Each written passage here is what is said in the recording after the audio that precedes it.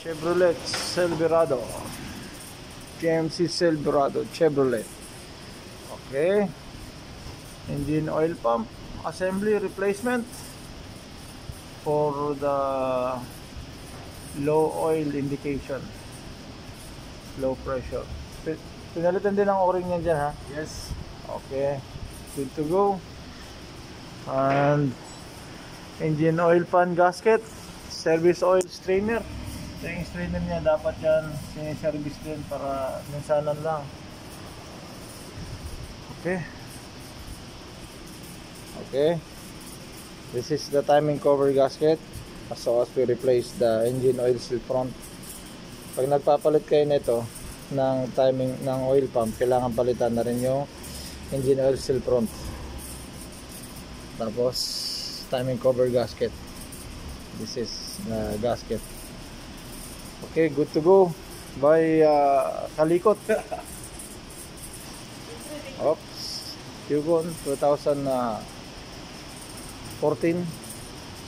at 2017 Yukon. Brake pad front and rear replacement.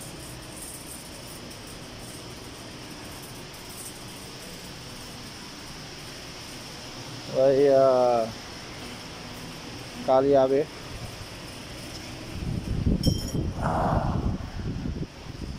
So this is it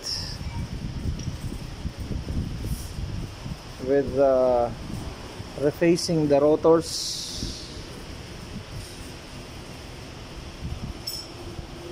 And it was done by Kalyabe.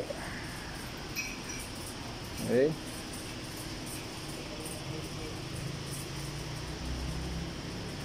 good to go.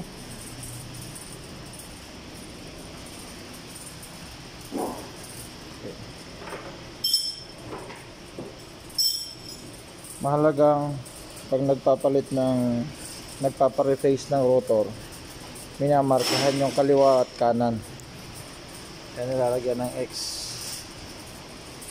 para ma-distinguish mo alin ang pangkaliwang hub rotor, alin ang pangkanan. Mas maganda yung ibabalik sa original.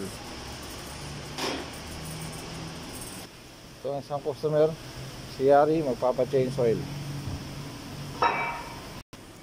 Meron tayong bagong